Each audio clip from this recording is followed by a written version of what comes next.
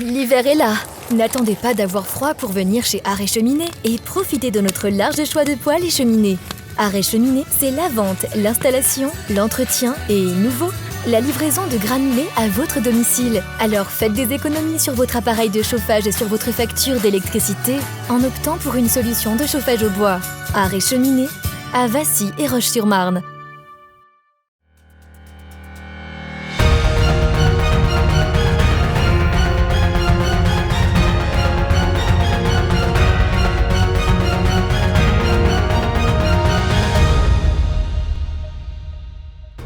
Bonsoir à tous, bienvenue dans votre journal week-end. Nous sommes le 7 novembre 2020, voici les titres de ce samedi.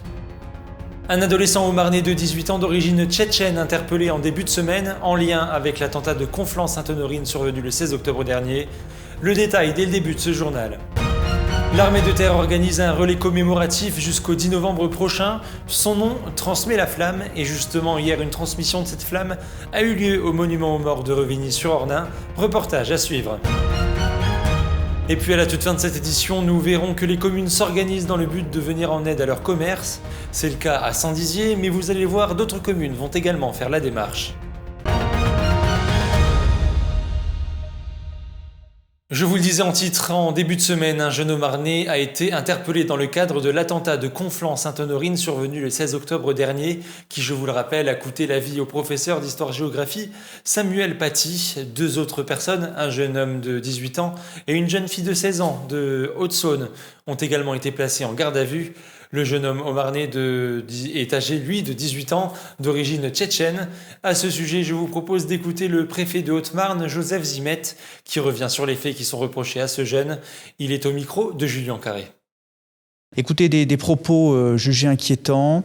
Il semblerait également qu'il ait été en lien direct via des réseaux sociaux, un média social en particulier, avec l'auteur de l'assassinat de Samuel Paty, Anzarov. Il y a un travail extrêmement attentif et dynamique de surveillance ici, en Haute-Marne notamment, et un suivi régulier d'un certain nombre d'individus. Et donc là, à titre préventif, nous avons pu intervenir dans des délais assez brefs.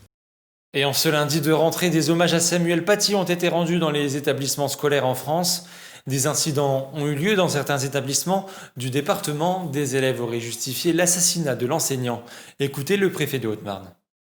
Les instructions que nous avons reçues du ministre de l'Intérieur et du ministre de l'Éducation nationale sont d'être extrêmement vigilants avec l'ensemble des incidents relevés au sein de la communauté éducative.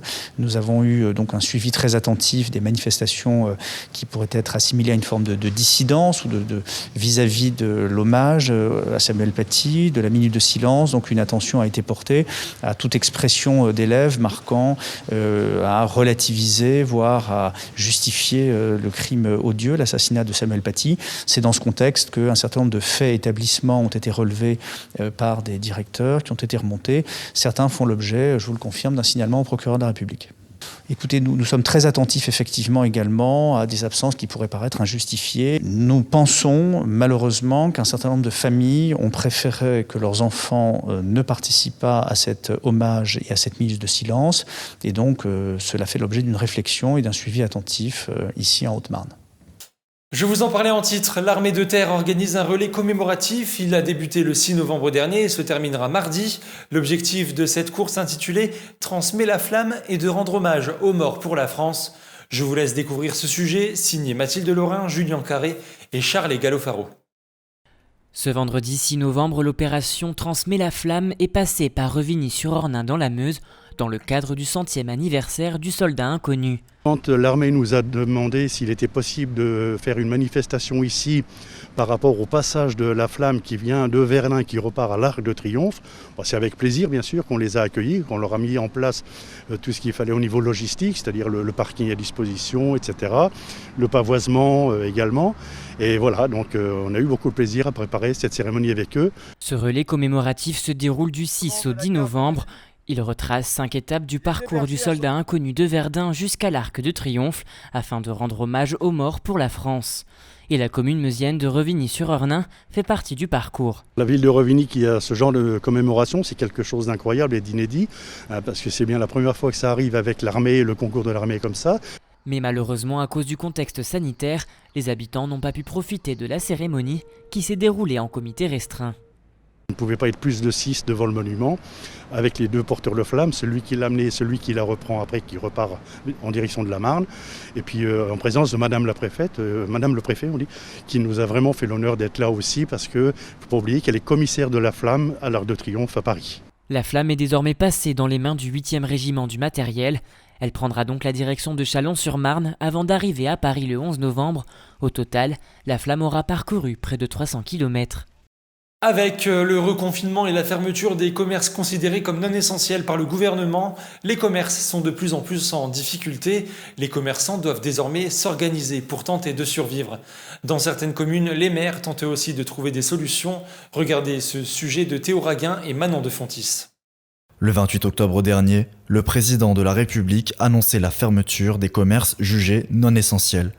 Pour éviter la clôture des entreprises contraintes à la fermeture administrative, l'État renouvelle les aides financières accordées durant le premier confinement. Mais il n'est pas le seul à aider les boutiques touchées. En Haute-Marne, le groupement d'intérêt public a décidé d'octroyer des indemnités forfaitaires aux enseignes impactées. Alors le GIP, c'est un outil d'aménagement du territoire et de développement économique pour le territoire haut-marnais, nord-haut-marnais, mais en réalité pour l'ensemble du département. Alors l'Assemblée générale du GIP se tiendra le 13 novembre prochain.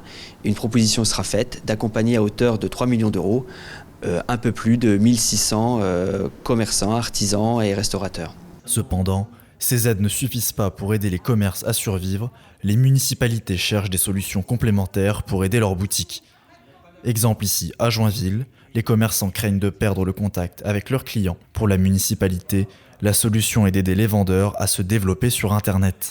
Les clients comme les commerçants sont vraiment dans une attente extrêmement forte. Donc on va essayer d'être le plus réactif possible. Dans les prochains jours, je prendrai contact très rapidement avec les autorités, avec les partenaires, pour essayer notamment de trouver des solutions les plus rapides possibles, de manière à mettre en place des outils performants via Internet notamment.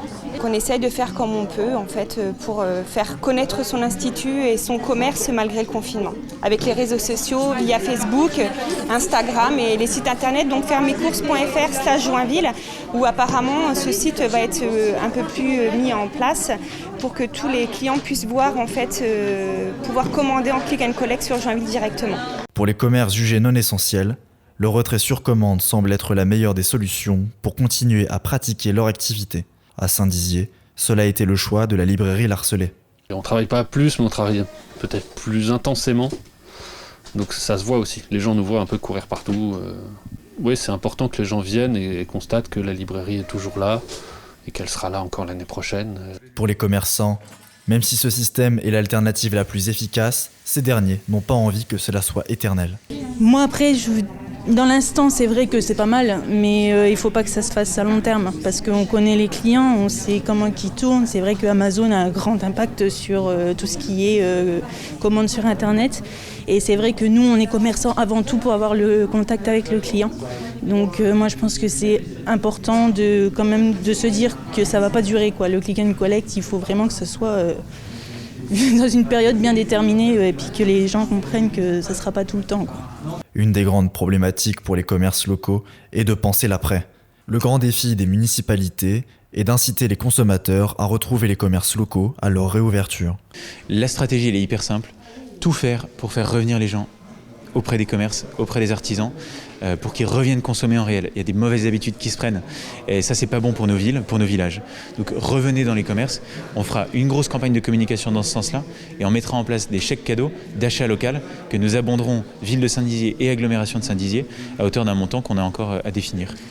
Ces différentes initiatives ont donc pour objectif d'empêcher aux géants d'Internet de faire de l'ombre aux commerces de proximité. Voilà, c'est la fin de cette édition. Dans un instant, la météo. L'information continue sur puissancetelevision.fr. Excellent week-end à tous. Toute l'actualité qui vous concerne, à voir ou à revoir, dès maintenant sur puissancetelevision.fr et sur notre application mobile.